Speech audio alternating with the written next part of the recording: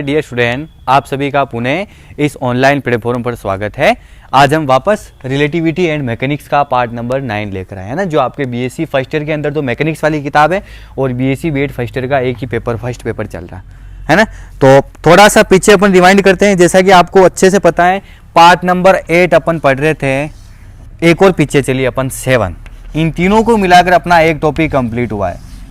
आप relativity and mechanics का 7th, 8th and 9th तीनों पार्ट देखिए। तो अपन ने शुरुआत की थी गैलीलियन ट्रांसफॉर्मेशन से।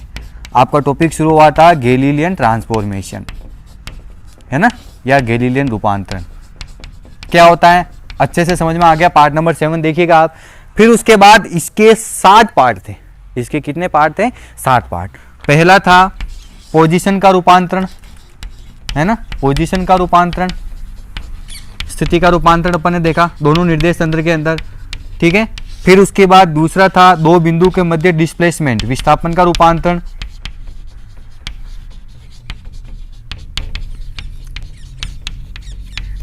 है ना।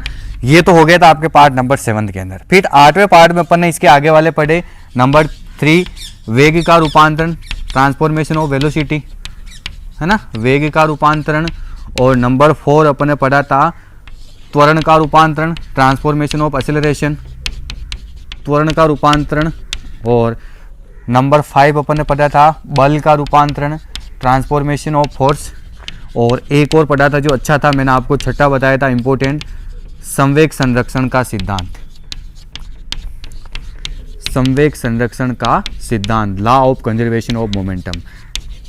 ये अपन ने 7th और 8th पार्ट में पढ़ चुके हैं। ये सारी चीज़ें अपन ने पार्ट नंबर 7 में पढ़ी और ये चीज़ें अपन ने पार्ट नंबर 8 में पढ़ी। अब इसका 7वां पॉइंट एक और बाकी है, वो है ऊर्जा संरक्षण सिद्धांत। क्या गैलीलियन रूपांतरण का मतलब क्या होता है? दो जड़त्वीय निर्देश तंत्र में अंदर रिलेशन बताना। क्या गैलीलियन रूपांतरण में एनर्जी भी कंजर्व रहेगी का? वो आज अपन पार्ट नंबर 9 में देखेंगे। यानी ये आपका टॉपिक पूरा कंप्लीट हुआ 7, 8 एंड 9 में। 7 के अंदर अपन ने क्या क्या पढ़ा? गैलीलियन रूपांतरण क्या है, उसका पहला प्रकार पोजिशन का रूपांतरण और डिस्प्लेसमेंट का रूपांतरण, वेग का विस्थापन देखा था अपन ने, दो बिंदु के मध्य विस्थापन, है ना। फिर उसके बाद 8वें पार्ट में देखा अपन ने वेलोसिटी का ट्रांसफॉर्मेशन, एक्सेलरेशन का ट्रांसफॉर्मेशन और बल का ट्रांसफॉर्मेशन। और संवेग संरक्षण, संवेग संरक्षित रहा था, अच्छे से देखा था और ये इंपॉर्टेंट था, यहाँ से आपको क्वेश्चन पूछते हैं। अब इसका एक 7वां और बाकी जो आज इसको अपन कंप्लीट कर लेते हैं। तो चलो आइए शुरुआत करते हैं अपन आज वाले पार्ट में। 7वां पॉइंट आपका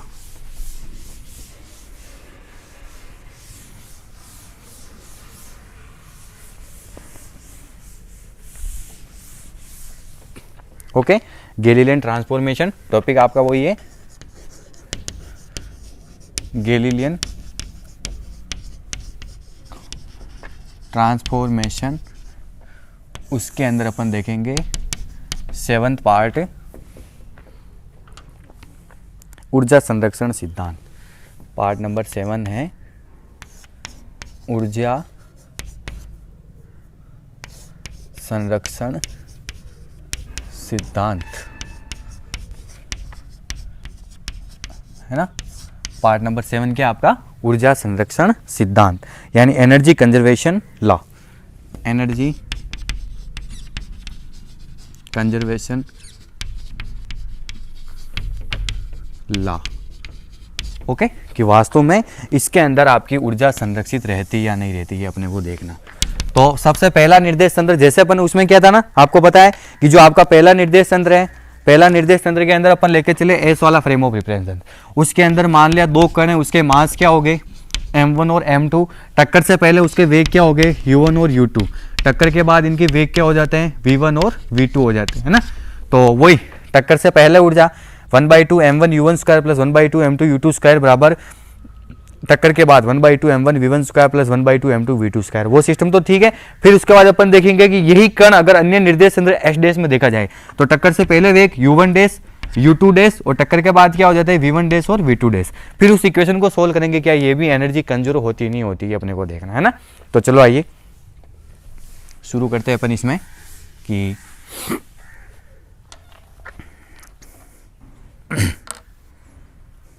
अपन लिखेंगे जड़त्वीय निर्देश तंत्र S में, जड़त्वीय निर्देश तंत्र S में ऊर्जा संरक्षण के लिए, जड़त्वीय निर्देश तंत्र एस में ऊर्जा संरक्षण के लिए डायरेक्टली लिख रहा हूँ ना, वो आपको पता होना चाहिए। ऊर्जा संरक्षण के लिए 1/2 m1 u1 square plus 1/2 m2 u2 square बराबर 1/2 m1 v1 square plus 1/2 m2 v2 square. ठीक है, ये अपन ने डायरेक्टली लिखा है इसको। अब इसको अपन सोल्व, ये तो होता है, आपको पता है ना, आपको ज़्यादा देखने की भी जरूरत नहीं है कि इक्वेशन फर्स्ट बना ली इसको अपन, है ना। ये आपकी होगी समीकरण नंबर फर्स्ट। क्या हुआ, आपको पता है कि तंत्र S में दो कण हैं जिनके मास m1 और m2, टक्कर से पहले इनके वेग क्या है u1 और u2, और टक्कर के बाद इनके वेग क्या हो जाता है v1 और v2। तो ऊर्जा संरक्षण के लिए अपन ऐसे लिख सकते हैं कि 1/2 m1 u1 स्क्वायर, ये एनर्जी गतिज ऊर्जा लिखते हैं अपन, टक्कर आपने पढ़ी collision, plus 1/2 m2 u2 square बराबर 1/2 m1 v1 square plus 1/2 m2 v2 square. यहाँ तक रोक लिया। अब अपन देखेंगे वापस अन्य निर्देश तंत्र, है ना। अन्य निर्देश तंत्र, अन्य निर्देश तंत्र एस देश में टक्कर से पूर्व, अन्य निर्देश तंत्र एस देश में टक्कर से पूर्व दोनों कोणों के वेग u1 डैश ले लें। यहाँ पर अपन क्या लेते हैं u1 डैश, दोनों कोणों के वेग u1 डैश व u2 डैश तथा टक्कर के बाद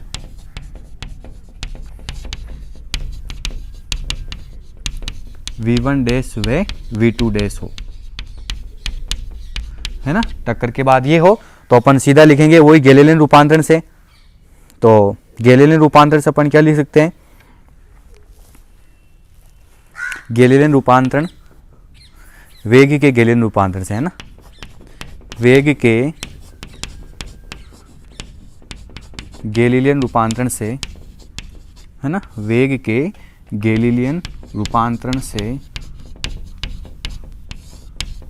हाँ जी, क्या लिख सकते हैं अपन कि v डैश बराबर v माइनस ये कैपिटल V, जहाँ पर v डैश तंत्र s डैश में कण का वेग है, v तंत्र s में, और v नियत वेग से गतिशील है। ठीक है, अगर आप इसको चेंज करना चाहो, इस v को पहले लिखना चाहो, तो v बराबर क्या हो जाएगा v dash minus v, sorry v बराबर v dash plus v, v बराबर क्या हो जाएगा v डैश प्लस v। अब अपन इनको उस हिसाब से सेट करते हैं। अगर आपके पास u1 होता है ना, तो अगर इस u1 को इसके अनुसार मैं क्या लिख सकता हूं, अगर आपके पास u1 है ना, तो u1 को आप क्या लिख सकते हो, u1 को आप लिख सकते हो u1 डैश प्लस v, है ना। इसी प्रकार आप u2 डैश को क्या लिख सकते हो, u2 डैश को आप लिख सकते हो, सॉरी u2 को आप लिख सकते हो u2 डैश प्लस v। ठीक है, और इसी प्रकार आप v1 को क्या लिख सकते हो, v1 को लिख सकते हैं अपन v1 डैश प्लस v, है ना, ये कंफ्यूज मत हो जाना। और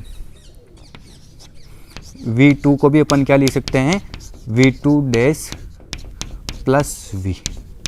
ओके, ये सारे मान हो गए। उपरोक्त मान समीकरण 1 में रखने पर, उपरोक्त मान इक्वेशन 1 में रखिए आप, इक्वेशन फर्स्ट में रखने पर। ओके, रख लेते हैं। इक्वेशन फर्स्ट जो है वो अपनी क्या कह रही है, उसके अनुसार अपन इसमें रखे देख लेते हैं। तो आपके पास सबसे पहले इधर बन जाएगा 1/2 m1 u1 स्क्वायर, है ना। तो u1 स्क्वायर की जगह अपन यहाँ से क्या ले सकते हैं कि u1 डैश प्लस v का होल स्क्वायर। ठीक है, प्लस आगे चलिए 1/2 m2 ऐसा कैसे u2 स्क्वायर है, तो u2 स्क्वायर की जगह अपन क्या लिख सकते हैं, u2 स्क्वायर की जगह ये रहा u2 डैश प्लस v का होल स्क्वायर बराबर, या बराबर आप यहां भी लगा सकते हो, बराबर इसी में आगे क्या हो जाएगा देखिए, है ना, बराबर लगाया पीछे वाला मान, तो 1/2 m1 v1 स्क्वायर है, तो v1 स्क्वायर की जगह ये रहा मान, v1 स्क्वायर की जगह अपन लिखेंगे v1 डैश प्लस v का होल स्क्वायर प्लस 1/2 m2, है ना, प्लस 1/2 m2, लास्ट में क्या हो जाएगा v2 डैश प्लस v का होल स्क्वायर। ओके, अब अपन इसको सोल्व कर लेते हैं, है ना। ए प्लस बी के होल स्क्वायर से इसको सोल्व कीजिए, ये भी होगा ये भी होगा, इसको अपन खोल लेते हैं। तो यहाँ से तो हो जाएगा आपके पास 1/2 m1, अंदर मल्टीप्लाई कर लीजिए तो आप हो जाएगा u1 डेज का होल स्क्वायर, एक बार तो होल स्क्वायर हो गया, प्लस एक बार क्या हो जाएगा v स्क्वायर, प्लस एक बार 2u1 डेज v। ठीक है, एक बार तो ये हो गया, प्लस ऐसे कैसे पीछे भी खोल लीजिए आप, तो प्लस 1/2 m2, अंदर हो जाएगा आपके पास u2 डेज का होल स्क्वायर, प्लस है ना, बाकी का इसको नीचे खोल रहे हैं अपन, u2 डेज का होल स्क्वायर कर दिया, इसको a प्लस बी का होल स्क्वायर से खोल रहे हैं, तो plus v square plus 2u2 days v। Okay, फिर उसके बाद इसको खोल लेते हैं अपन, बराबर करके 1/2 m1, अंदर क्या हो जाएगा आपके पास कि v1 डेज का whole square plus v square plus 2 v1 dash और v, है ना। एक तो ये हो गया, और लास्ट वाले को खोलेंगे तो प्लस 1/2 m2, इसको खोलिए आप, तो v2 डेज का whole square plus v square plus 2v2 dash v। ये आपका खुल गया पूरा कंप्लीटली। ये एक समीकरण है, ये पूरी एक समीकरण खुलने के बाद तो अपने पास कंप्लीटली बोर्ड कंप्लीट हो चुका है। तो एक बार अपन इसको देख लेते हैं कैसे क्या है, फिर अपन इस चीज़ को वापस पुनः समझेंगे, है ना। तो चलो आइए देखिए, आपके पास जो वैल्यू है उसको अपन देखते हैं कि अपन ने पढ़ा कि जड़त्वीय निर्देश तंत्र S में ऊर्जा संरक्षण के लिए अपन बता सकते हैं कि टक्कर से पहले ऊर्जा 1/2 m1 u1 square plus 1/2 m2 u2 square बराबर टक्कर के बाद वाली ऊर्जा। यही चीज़ थी कि टक्कर से पहले की ऊर्जा टक्कर के बाद वाली ऊर्जा से, यहाँ तक अपन ने रोक लिया। फिर अपन ने देखा कि अन्य निर्देश तंत्र S डैश में, है ना, अन्य निर्देश तंत्र S डैश में टक्कर से पूर्व दोनों कणों के वेग क्या हो u1 डैश और u2 डैश, तथा टक्कर के बाद क्या हो v1 डैश और v2 डैश हो। तो वेग के गैलीलियन रूपांतरण से, वेग के गैलीलियन रूपांतरण समीकरण से, आप यहाँ पर पूरा लिखिएगा, वेग के गैलीलियन रूपांतरण समीकरण से, है ना, क्या होती मैंने आपको बताया v डैश बराबर v माइनस कैपिटल V। तो अगर आप इसको v निकालो तो v बराबर क्या लिख सकते हो v dash plus capital V। तो इस समीकरण को ध्यान में रखते हुए मैंने u1 निकाला, ये ऐसे थी, तो अगर अपन u1 निकालेंगे तो u1 डैश प्लस v तो हमेशा आएगा क्योंकि नियत वेग से गतिशील है, जड़त्वीय निर्देश तंत्र S डैश। फिर उसी प्रकार आपने u2 निकाला तो यहाँ से u2 बराबर क्या बन गया u2 dash plus v।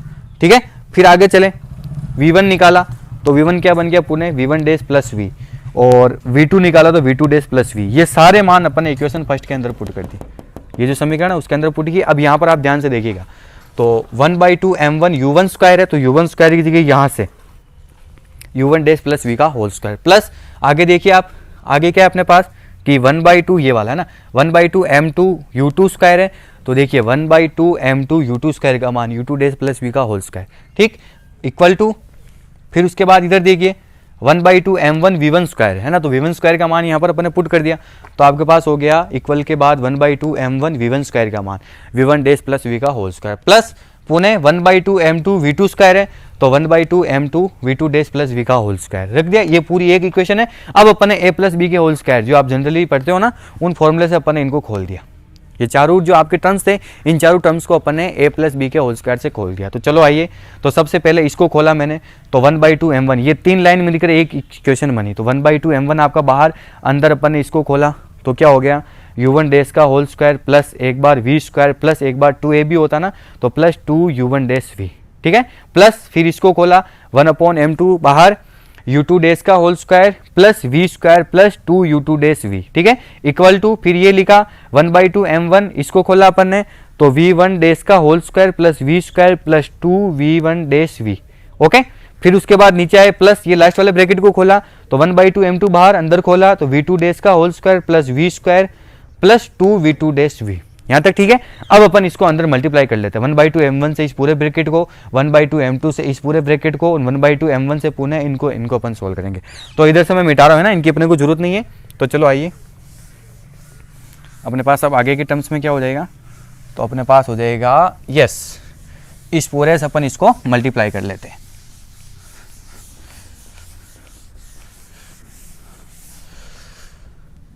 Okay, multiply then question. तो सबसे पहले इसको मैं इससे करूंगा तो आपके पास हो जाएगा 1/2 क्या हो जाएगा m1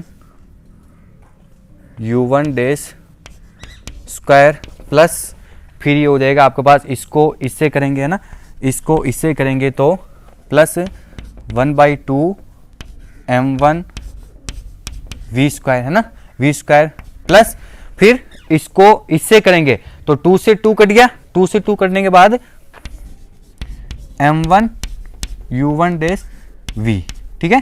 प्लस अब एक चीज देखिएगा, मैं पूरी इक्वेशन ऐसे कैसे लिखूंगा तो इसकी जरूरत नहीं, इसको मैं मिटा रहा हूं क्योंकि लंबी की लंबी लिखेंगे अपन तो अपने को ज्यादा इधर उधर बार बार है ना ऐसे लिखने की जरूरत नहीं रहेगी। प्लस अब ये वाला ब्रैकेट हो गया कंप्लीट, अब अपन इसको करते हैं तो आप देखिए सबसे पहले आपका सॉल्यूशन होगा 1/2 m2 u2 dash square plus फिर अपन इसको इससे मल्टीप्लाई करेंगे तो प्लस 1/2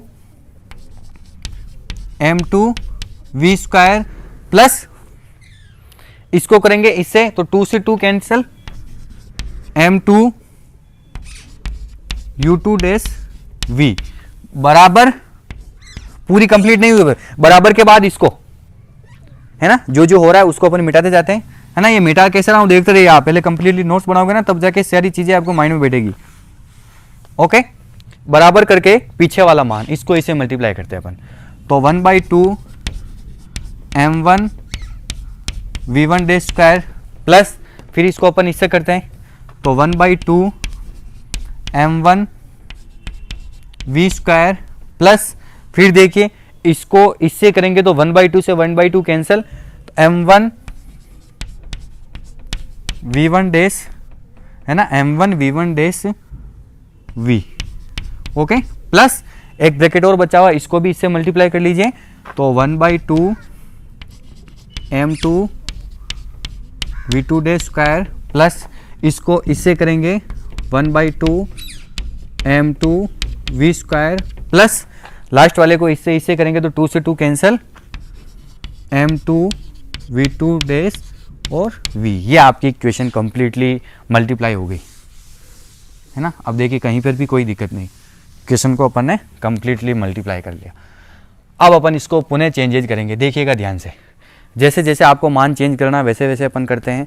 तो एक चीज़ आप देखिए अपन क्या करते हैं, सबसे पहले इसको आगे लिख लेते हैं, इसको और इसको बराबर से पहले है ना इन दोनों को मैं आगे लिख रहा हूँ क्योंकि अपने को सेट करना है ऐसे इक्वेशन, तो इन दोनों को मैंने आगे लिख लिया 1/2 m1 u1 डैश का whole square plus 1/2 m2 u2 dash का होल स्क्वायर, ठीक है, इन दोनों को आगे लिख लिया।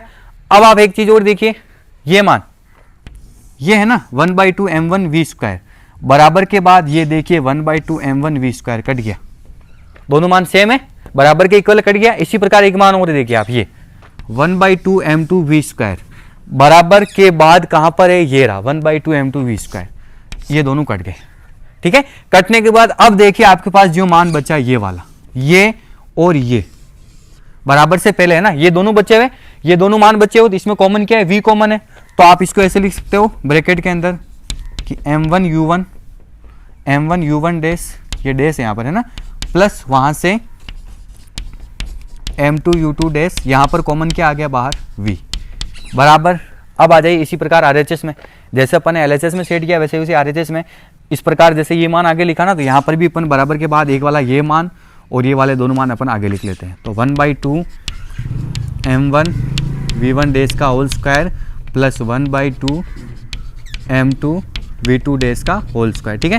प्लस अब जो मान बचे हुए ये देखिए, अब इनमें भी पुणे देखिए आप m1 v1 डैश और m2 v2 डैश, कॉमन क्या आ गया v, तो v को आप बाहर कॉमन ले लीजिए तो आपके अंदर हो जाएगा यहाँ पर ब्रैकेट के अंदर m1 v1 dash plus m2 v2 dash, बाहर क्या कॉमन आ गया आपके पास v। एक इक्वेशन नहीं आपके पास ये प्राप्त हो गई, ठीक है। तो ये नहीं प्राप्त होने का मतलब, अब आप एक इसमें एक चीज देखिएगा कि अपन ने पढ़ा था कि गैलीलियन रूपांतरण में संवेग संरक्षित रहता है। ये देखिए टक्कर से पहले संवेग, तंत्र एच डैश में m1 u1 dash plus m2 u2 dash ये बराबर है टक्कर के बाद वाले समवेग के m1 v1 dash plus m2 v2 dash. तो क्या अपन इस दोनों मान को काट सकते हैं, क्योंकि गैलेलियन रूपांतरण में संवेग क्या है, संरक्षित रहे, तो इन दोनों मान को अपन काट सकते हैं। यहाँ से v से v भी कट जाएगा, दोनों तरफ v, तो अब आपके पास यही मान बच गया, ये मान बच गया। तो मैं लिखूंगा यहाँ पर कि चूंकि, यहाँ पर देखिए आप, चूंकि गैलीलियन रूपांतरण में, चूंकि गैलीलियन रूपांतरण में संवेग संरक्षित रहता है, चूंकि गैलीलियन रूपांतरण में संवेग संरक्षित रहता है ना, अर्थात m1 u1 dash plus m2 u2 dash बराबर m1 v1 dash plus m2 v2 dash. ये हो गया आपका संवेग m1 u1 dash plus m2 u2 dash बराबर m1 v1 dash plus m2 d2। जब दोनों एक दूसरे के इक्वल है तो इसका मतलब ये आपका पर्टिकुलर यहाँ से कट गया, और ये कटने के बाद अब आपके पास जो मान बच गया ना, वो क्या बच गया, वो आपके पास बच गया 1/2। यहाँ से देखिए m1 u1 डैश का होल स्क्वायर प्लस पीछे से 1/2 m2 u2 डैश का होल स्क्वायर बराबर उधर से क्या बच गया 1/2 m1 v1 डैश का whole square plus 1/2 m2 v2 dash का होल स्क्वायर। बस ये देखिए टक्कर से पहले एनर्जी कंजर्व है इज इक्वल टू टक्कर के बाद वाली एनर्जी, ये देखिए बस। अर्थात गैलीलियन ट्रांसफॉर्मेशन के अंदर अगर निर्देश तंत्र दो है तो दोनों के अंदर उस कण की ऊर्जा संरक्षण क्या रहेगा, कंजर्व रहेगा। ओके ना, तंत्र एस के अंदर अपन सीधी लिखते हैं और यहीं से अपन कंक्लूजन निकाला, ये तंत्र एस डैश में भी आ गई 1/2 है ना। इन इक्वेशन को ध्यान से देखिएगा, बड़ी जो चाहिए ना ये टर्म्स पूरी सॉल्यूशन की अपन ने ऐसे कटकुटा के फिर ये सेटिंग हुई अपने पास। फिर अपन ने देखा कि जो गैलीलियन रूपांतरण में ऑलरेडी संवेग क्या होता है, संरक्षित रहता है। तो संवेग संरक्षित रहने का मतलब ये वाला मान इस वाले मान के इक्वल हो जाएगा।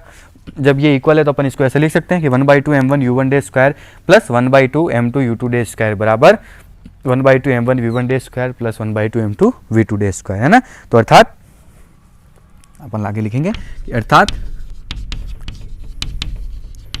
अन्य निर्देश तंत्र, अर्थात अन्य निर्देश तंत्र एस डैश में भी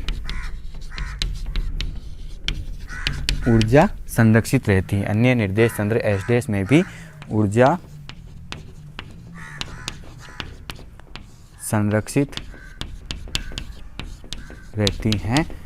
तो फाइनली अपन लिखेंगे कि अर्थात गैलीलियन रूपांतरण में ऊर्जा संरक्षण सिद्धांत अपरिवर्तित रहेगा। अतः गैलीलियन रूपांतरण में, अतः गैलीलियन रूपांतरण में ऊर्जा संरक्षण सिद्धांत, ऊर्जा संरक्षण सिद्धांत अपरिवर्तित रहेगा। ऊर्जा संरक्षण सिद्धांत क्या रहेगा, अपरिवर्तित रहेगा।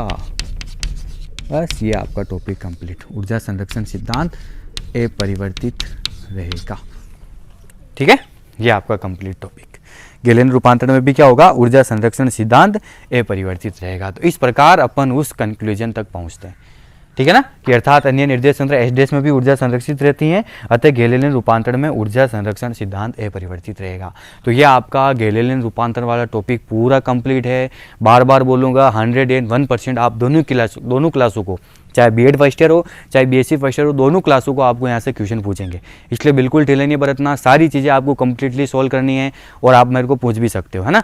तो अगर आज का क्वेश्चन बनना चाहे, आज मैं आपको न्यूमेरिकल भी सॉल्व करूँगा, अभी अपनी क्लास कंप्लीट नहीं हुई है, लेकिन इससे पहले मैं आपको क्वेश्चन बता देता हूँ, क्वेश्चन कैसे पूछ सकते हैं आप, फिर मैं आपको एक न्यूमेरिकल सॉल्व करूँगा। आइए, तो आपको जो क्वेश्चन पूछेंगे इसके बेस पर क्वेश्चन हो जाएगा अपने पास कि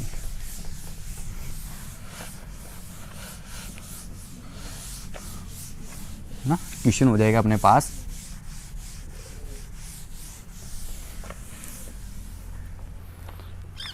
कि सिद्ध करो कि गैलीलियन रूपांतरण में, क्वेश्चन क्या हो जाएगा आपका आज का कि सिद्ध करो कि गैलीलियन रूपांतरण में सिद्ध करो कि गैलीलियन रूपांतरण में ऊर्जा संरक्षण सिद्धांत अपरिवर्तित रहेगा। ऊर्जा संरक्षण सिद्धांत अपरिवर्तित रहेगा। ऊर्जा संरक्षण सिद्धांत अपरिवर्तित रहेगा, है ना, अपरिवर्तित रहेगा। ओके, ये क्वेश्चन हो जाएगा, कंप्लीट है कि सिद्ध करो कि गैलीलियन रूपांतरण में ऊर्जा संरक्षण सिद्धांत अपरिवर्तित रहेगा। तो इस क्वेश्चन को आप सोल्व कीजिएगा, तब जाके आपके पास कंप्लीटली सारी वैल्यू आ जाएगी। अब आइए अपन एक क्वेश्चन सोल्व करते हैं, न्यूमेरिकल। अच्छा क्वेश्चन ये भी आपके, तो न्यूमेरिकल है आपके पास कि दो कणों की प्रारंभिक स्थितियां, आपको दो कण हैं उनकी प्रारंभिक स्थितियां दे रखी हैं। If the position of two particle, दो कणों की प्रारंभिक स्थितियां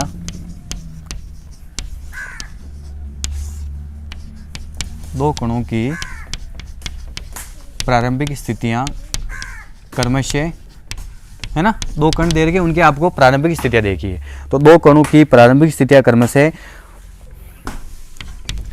4i + 4j + 7k मीटर तथा दूसरे कण की क्या हो गई 4i + 4j + 7k मीटर तथा 2i + 2j + 5k मीटर है ना। दो कणों की आपको प्रारंभिक स्थितियां दे रखी है। यदि प्रथम कण का वेग, आपको एक कण का वेग दे रखा है ना, यदि प्रथम कण का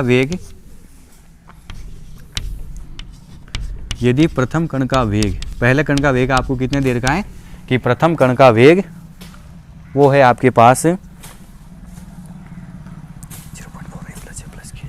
0.4 i + j + k मीटर पर सेकंड, है ना। If the velocity of first particle, है ना, then the find out the velocity of second particle. आपको फाइंड आउट करनी है सेकंड पार्टिकल की वेलोसिटी, है ना। तो मीटर पर सेकंड हो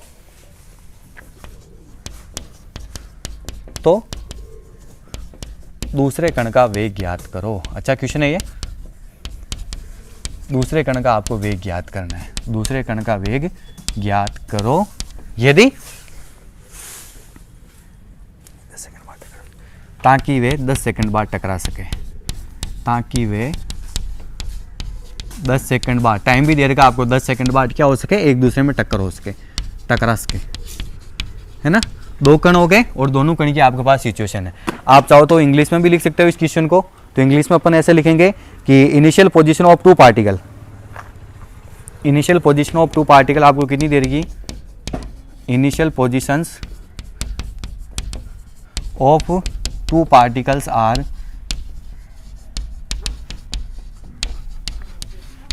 4i + 4j + 7k metre and a क्या है आपके पास 2i + 2j + 5k मीटर, है ना।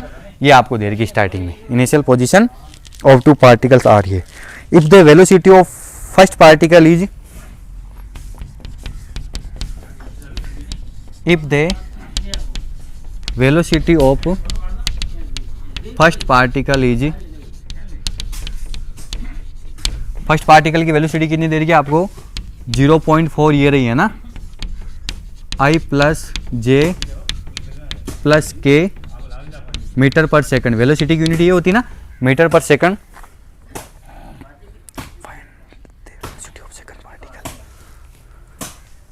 तो find the velocity of second particle, है ना। find the velocity of second particle so that they collide after 10 seconds, so that they collide after 10 second. ये आपका क्वेश्चन है ना, ये आपका क्वेश्चन है। अब देखिए अपने को इस क्वेश्चन को सोल्व कैसे करना है। तो देखिए आप, तो सबसे पहले अपन हिंदी में पढ़ रहा हूँ मैं आपको, है ना, इंग्लिश वाला मिटाऊंगा क्योंकि स्पेस कम है, पूरा क्वेश्चन से ही भर गया अपना बोर्ड, तो अपने को स्पेस से ही इसलिए बिल्कुल मिटाना पड़ेगा। तो आपको दे रखा है कि दो कणों की प्रारंभिक स्थितियाँ, प्रारंभिक वाली स्टार्टिंग वाली स्थिति है जिसको अपन R1 और R2 मानते हैं, वो आपको क्या दे रखी है 4a + 4j + 7 के मीटर तथा 2a + 2j + 5 के मीटर है। यदि दो कण है उसमें से पहले कण का वेग, if the velocity of first particle 0.4i + j + k, इसका मतलब ये इसे पूरा मल्टीप्लाई हो रहा है, इसको बाहर लिखा हुआ ना, इसका लिए पूरे से मल्टीप्लाई हो रहा है, लेकिन अपन कॉमन निकल बाहर निकल गया, मीटर पर सेकंड है। तो आपको दूसरे कण का वेग ज्ञात करना, ताकि वे टाइम भी देगा आपको 10 सेकंड बाद दोनों क्या हो सके, टकरा सके। भाई वेग होगा ना तभी तो दोनों गतिशील होंगे, टकरा सके। तो इसी को अपन इंग्लिश में देखेंगे तो क्या हो गया कि initial positions of two particles are 4a + 4j + 7 के मीटर एंड 2a + 2j + 5 के मीटर, यहाँ पर 5 है ना। If the velocity of first particle, if the velocity of first particle is 0.4i + j + k metre पर second, then the find out the velocity of second particle. आपको find out करनी है velocity of second particle so that they collide after 10 second, 10 second बाद दोनों collide कर सके, दोनों टक्कर कर सके। तो चलो आइए अपन इसको मिटा देते हैं ना, इंग्लिश वाले को आप लिख लेना क्वेश्चन को, और अपन इसका सोल्यूशन करते हैं।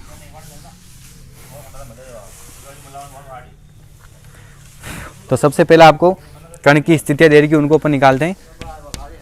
गिवन कणों की स्थितियां, है ना, जो जो चीज गिवन उसको अपन पहले लिखते हैं। कणों की स्थितियां, इसको भी अपन दो पार्ट में डिवाइड कर लेते हैं, है ना। कणों की स्थितियां, दो कण आपके पास, तो पहली R1 होगी, तो R1 बराबर कितना हो गया आपके पास 4i + 4j + 7 के मीटर, एंड दूसरा है R2, R2 बराबर, है ना, 4a + 4j + 7 के मीटर, R2 बराबर 2i + 2j + 5 के मीटर, है ना। दोनों कण की स्थितियां लिख ली। फिर इसको आपको प्रथम कण का वेग दे रखा है, प्रथम कण का वेग, प्रथम कण का वेग कितना दे रखा है आपको कि प्रथम कण का वेग है अपने पास v1 बराबर 0.4 i + j + k मीटर पर सेकंड, है ना। तो अपने को क्या निकालना है, दूसरे कण का वेग v2 निकालना है। अपने को फाइंड आउट क्या करना है, अपने को फाइंड आउट करना है v2, है ना, अपने को v2 फाइंड आउट करना है। तो इससे पहले अपन क्या करते हैं, कुछ वैल्यू निकालते हैं कि 10 सेकंड बाद ये टकरा रहे, तो 10 सेकंड बाद इनकी पोजीशन चेंज हो जाएगी, है ना। तो कणों की स्थितियां प्रारंभ में, यहाँ पर आप लिख सकते हो प्रारंभ में, प्रारंभ में कणों की स्थितियां, है ना। जब t बराबर 0 था तो प्रारंभ में t बराबर 0 पर कणों की स्थितियां ये है, और अब t 10 सेकंड पश्चात, है ना, t बराबर 10 सेकंड पश्चात यदि कणों की स्थितियां, अब इसकी पोजीशन चेंज हो रही है, if the position of particles after 10 second, यदि कणों की स्थितियां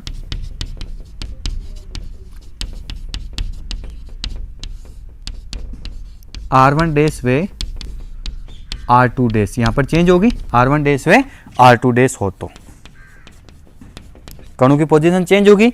तो पोजीशन चेंज होने का मतलब आपको पता है अपन कैसे निकालते हैं, R1 डैश गैलीलियन रूपांतरण समीकरण से। तो R1 डैश बराबर R1 - V1t, ओके, ऐसे निकालेंगे अपन, R1 डैश बराबर R1 - V1t।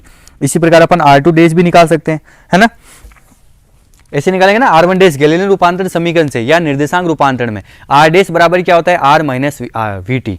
दूसरे निर्देश तंत्र में अगर पोजीशन चेंज कब होती है, जब वो हल्का सा मूविंग हो जाए, हल्का सा मूविंग होने का मतलब किसी पर्टिकुलर टाइम पर उसकी वैल्यू चेंज हो रही है ना।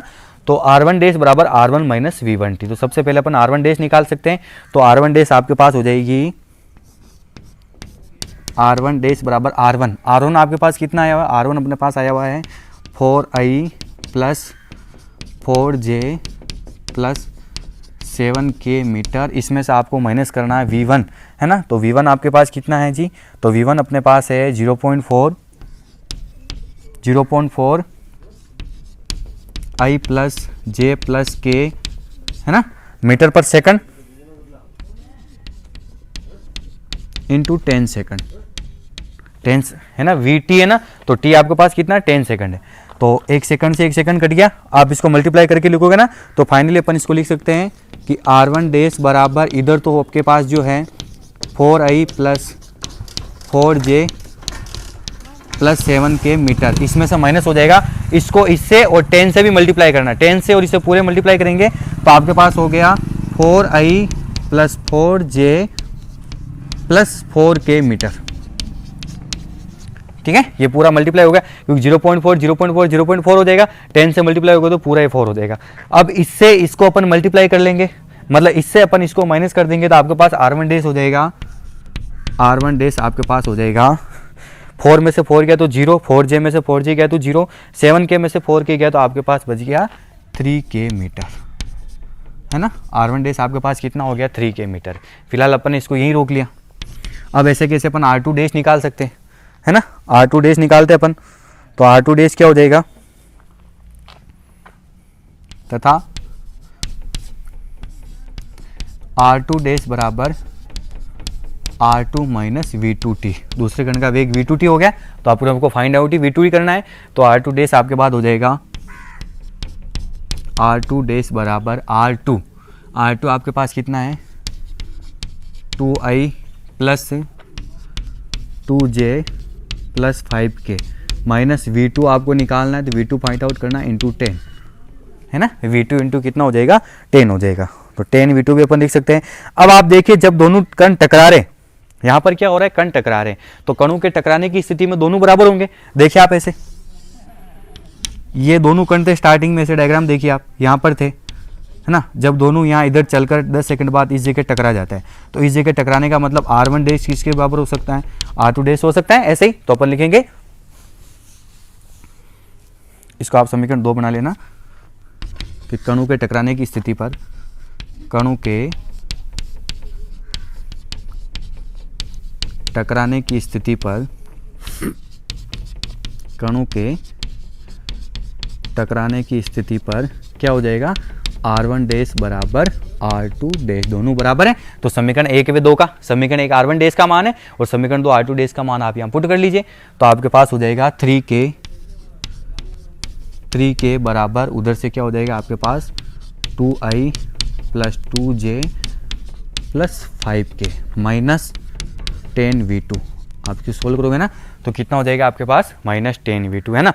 अब आप इसको एग्जैक्ट रूप में सोल्व कर लीजिए, तो आप चाहो तो इसको इधर भेज सकते हो, है ना, आप इसको इधर भेजोगे ना, है ना, इसको आप इधर भेज लीजिए, इसको आप उधर भेज लीजिए, तो आपके पास कितना हो जाएगा, आपके पास हो जाएगा 10v2 बराबर, इधर से देखिएगा 2i plus 2j plus 5k, इसमें से आपको माइनस करना है 3k, है ना। तो अब ये आपका बोर्ड पूरा कंप्लीट हो चुका है, मैं ऊपर से मिटा रहा हूँ। ऊपर से आपको पता है दो कणों की प्रारंभिक स्थिति आपको ये दे रखी है, प्रथम कण का वेग दे रखा है, तो आपको दूसरे कण का वेग V2 निकालना, बस ये V2 आने वाला है, ताकि 10 सेकंड बाद क्या हो सके, टकरा सके। तो ऊपर से मिटा रहा हूँ मैं, थोड़ा सा मेरे को स्पेस चाहिए, है ना। क्वेश्चन सोल्व कैसे किया ये चीज़ ध्यान रखनी, इधर लिखा फिर उधर लिखा, अब अपन यहाँ से सीधा करेंगे कि 10v2 बराबर आपके पास अब हो जाएगा 10v2 बराबर, इसको आप लिख सकते हो 2i प्लस 2j प्लस एक चीज़ और देखिए, 5k में से 3 किया तो कितना बच गया 2k, ये होगा। तो यहाँ से आप v2 बराबर निकालोगे, तो v2 बराबर अब 2 2 2 तीनों में से 2 कॉमन तो बाहर निकाल लीजिए, और ये डिवाइड में चला जाएगा 2/10 i प्लस j प्लस k, है ना, मीटर पर सेकंड। तो 2/10 1/5 हो जाएगा, 1/5 का मतलब 0.2, तो फाइनली आपके पास v2 बराबर कितना हो गया 0.2 i प्लस j प्लस k मीटर पर सेकंड आंसर। बस ऐसे अपने को क्वेश्चन सोल्व करना, आंसर कंप्लीट। तो उम्मीद करूंगा कि आपको पूरा क्वेश्चन अच्छे से समझ में आ गया ना, कोई भी समस्या आपको नहीं होनी चाहिए, है ना। तो एक बार अपन पुनः देख लेते हैं कि अपने पास था कि दो कण दे रखे, तो स्टार्टिंग में दोनों कण की पोजीशंस होगी अपने पास कि गिवन प्रारंभ में दोनों कणों की स्थितियां R1 बराबर 4i plus 4j plus 7k metre and R2 बराबर 2i plus 2j plus 5k metre, ठीक है।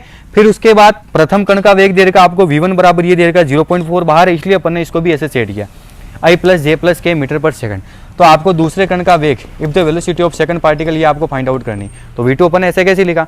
अब आप उन्हें देखिए कि दोनों कण की पोजीशन चेंज हो रही कि ये 10 second pass after they collide 10 second, जब ये 10 सेकंड पश्चात टकरा रहे तो उनकी कोलिजन चेंज हो रही। तो t बराबर 10 सेकंड पश्चात यदि कण की पोजीशंस r1 डैश और r2 डैश हो तो अपन गैलीलियन रूपांतरण से r1 डैश बराबर r1 माइनस v1t पहला निकाल रहे ऐसे लिखेंगे v1t है ना। तो आपके पास हो जाएगा r1 डैश बराबर ये ऐसा कैसे ही माइनस ये चीज़ ऐसे है ना। तो आपने इसको सोल्व किया, r1 डैश बराबर ये ऐसा कैसे, इसको मल्टीप्लाई कर लिया, ये हो गया। अब इसमें से इसको आपने माइनस कर लिया तो r1 डैश बराबर 3 के मीटर तथा r2 डैश बराबर आप क्या लिख सकते हो r2 माइनस v2t। r2 ये रहा और v2 निकालना, v2 इंटू 10, दोनों इक्वेशन बन गई फर्स्ट और सेकंड। अब मैंने आपको बताया कि कणों के टकराने की स्थिति पर जब दोनों कण टकराएंगे तो उनकी पोजीशन इक्वल रहेगी।